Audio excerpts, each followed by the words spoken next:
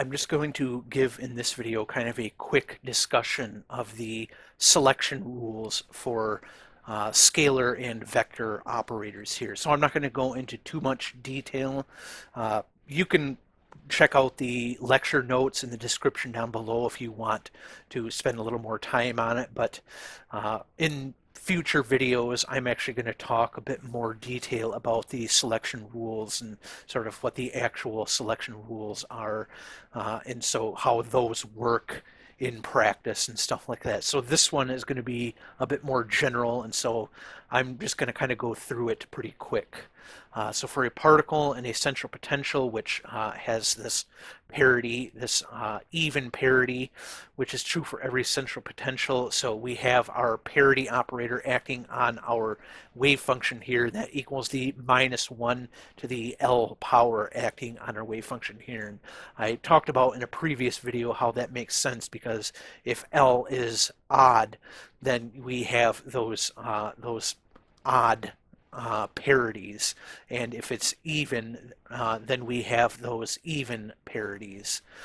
So the -1 to the L, since the angular momentum quantum number L determines whether the parity is odd or even, so L is equal to 0 for s orbitals, so those are even, and L equals 1 for p orbitals, equals 2 for d orbitals, 3 for f orbitals, and so on. So the transition momentum operator, which is an operator that talks about the transition of electrons from one state to another, and it has negative symmetry. And so we have this this equation here. So what this is actually telling us, so we have this NLM, then the N prime, L prime, M prime here. And so what that's telling us is the sort of parity of actually changing from one state to another. And so we're saying that there's actually a dipole when you change from one state to another. And so what this is telling us, so if we go down here, we have the -1 to the power of L plus L prime plus 1. This means that if L, which is the starting state, and L prime is the state that the electron ends up in, is even, meaning that both are either even or odd, then we get that this is an odd function here, meaning that it equals 0. And so that means that it would be forbidden. It would be a forbidden transition. And so, like I said, in the future, I'll go into more detail about what that means. But for our purposes now, you can a forbidden transition is one. It sounds, I guess a little more forbidding, but it essentially means it's, much less likely, and that it takes longer than a sort of allowed transition. But anyway, so we can think about it in this way too, if we want to think about it as this integral. And so if the integral is equal to 0, then it has negative symmetry. And that's because if you integrate a function that looks like this from -pi to pi, you'll get 0, because you're adding up all these, which is negative, and it's the exact negative of this. And so this is all the positive, and so it would end up becoming 0 if we integrate over all that. And so that's why this integration tells us if we have an odd or even function. All right, so we can look at our scalar operator. So a scalar operator, just a general scalar operator, F, commutes with the 3 components of angular momentum, and therefore it commutes with the LZ, with the raising and lowering operators, and with the L squared. So selection rules for F are obtained by putting the commutators between the two states, the NLM and the N prime, L prime, M prime here. So we are transitioning from one state, which is in the ket here, to the other state, which is in the bra vector here. And so we are setting this equal to 0 because the commutator is 0 for this. And so we can then split it up into the commutator. We have the LZ first, then the F, then we have the F, and then the LZ second. And since the LZ acting on a state equals the MH bar, acting on that state, we can put that in there and we can sort of factor that out. We have the h bar, the m prime minus m, and so that's going to be equal to 0, and so that only works if these are equal to 0, and so m prime equals m. And so we can do the same thing for the L squared, which is our angular momentum, our total angular momentum operator. So we do the same thing with the commutator here. We go through, we end up getting the eigenvalues for that, which is this L times L plus 1 h bar squared. So we can sort of factor those out like this. And so we get that the L prime minus L equals 0, and so L prime equals L.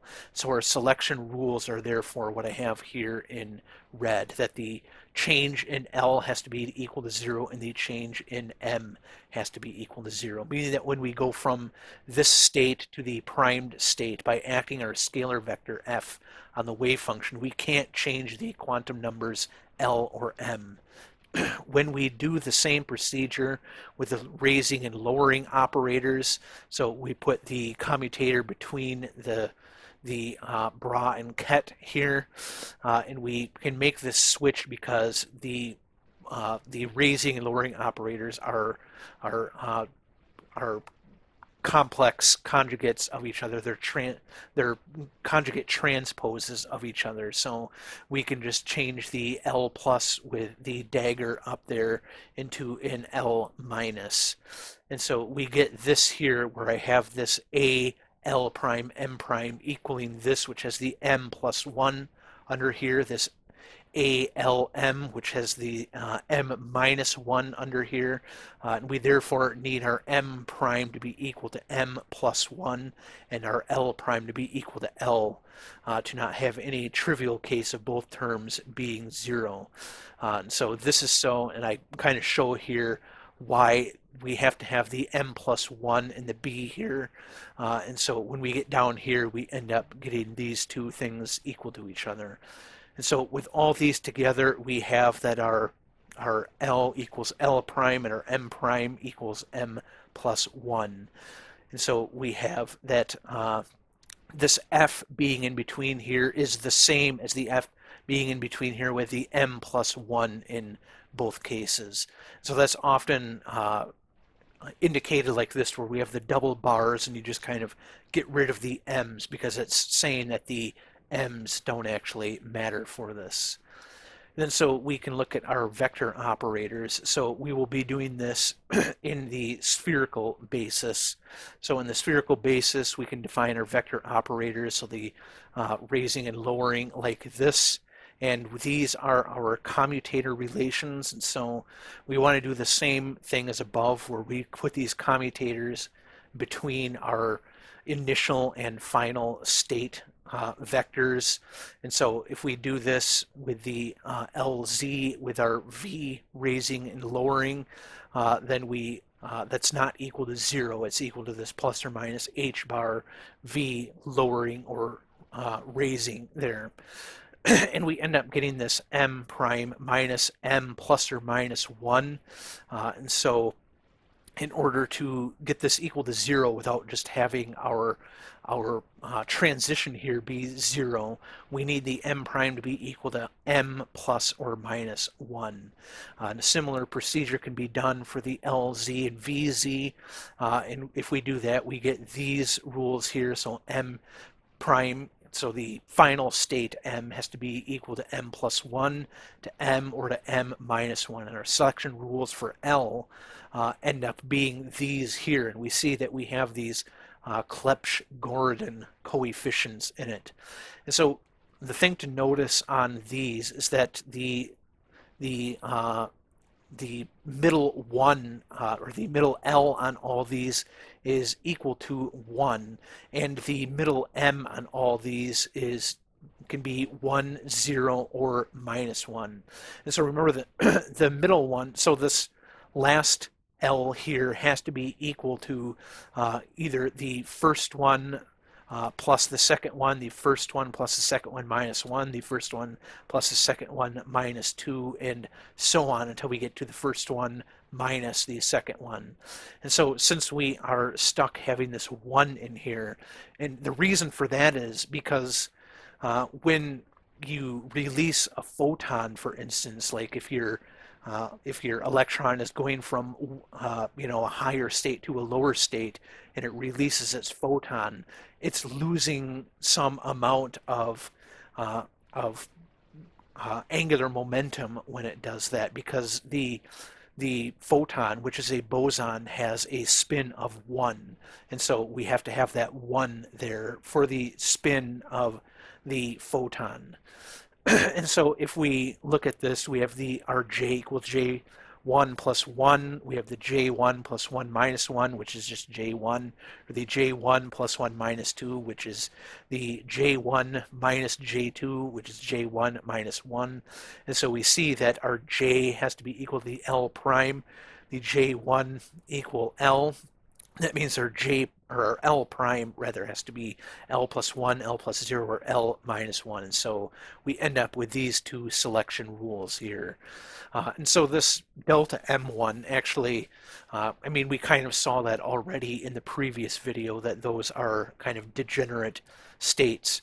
We'll actually find in a future video that the 0 for delta L here is actually not allowed, kind of for some different reasons that I'm not going to get into here. But just with doing these sort of general vector operators, we have that the delta L, the change in L, has to be either 0 or it has to be plus or minus 1. So we can actually go through this example here to find the matrix elements for this R operator here, for a transition from the n equals 2, L equals 1 to the n equals 3, L equals 2. And so we could have our M be equal to minus 1, 0, or 1 in the initial state because L is equal to 1, and the M prime, because L is equal to 2, can go between minus 2 and positive 2. And so we first calculate just one of the matrix elements, the other ones be able to be derived from it. So we'll do the Z component, which gives us this cosine theta here. And so a separation of variables into the radial part of the equation, and then the spherical harmonics. And so we do this integral here, and that gives us kind of this weird looking number here. So using our relationship above, we have that the C, the L1, L prime, M0, M prime. So we have this, and we can look for with our L being equal to 1 and our L prime being equal to 2, because that's what we have up here.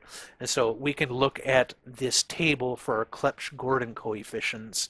And so we have up here the 2, which is our total L.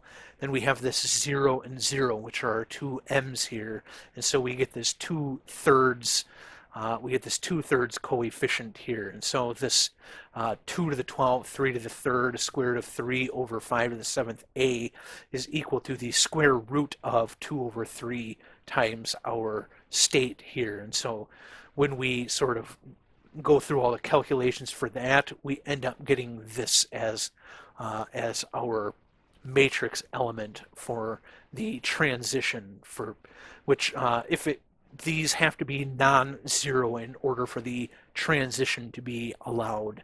Like I said, I'll go through that more in future videos when I get to the selection rules type stuff. And so then we can use these Clebsch-Gordan coefficients with what we found above, this whole 2 to the 12th, 3 to the 4th, 5 to the 7th stuff here. And we just get the Clebsch-Gordan coefficients off that table and sort of multiply it by that, and that gives us our matrix elements. And so we can go through for each one of these. So for the 1, 6, or for the lowering, the V lowering, the V raising, and our VZ. So this is just the Clebsch-Gordan table. And so we can go through and get all of our matrix elements here. But anyway, like I said, this video, I don't know, to be honest, I almost didn't do this video because I wanted to just save this material for when I eventually get to doing like a spectroscopy playlist and actually kind of get into these selection rules. But there is so in the Griffiths book, which is what I'm following for this, that's what I'm using for what I just talked about here. And so there is stuff later in the book where he talks about selection rule stuff that refers back to this. And so I thought I should at least, give kind of a cursory description of this stuff. Like I said, if you want to look at it more deeply, then this lecture notes will be linked to in the description down below. This stuff that, like I said, is all kind of coming right from the Griffiths textbook. Some of these things, like a lot of this going through the math like this, is not actually included in the Griffiths textbook. And so maybe it'll help you understand it a little better if you can look at the math for that. But anyway, I hope you found this video worthwhile, and I will see you in the next one.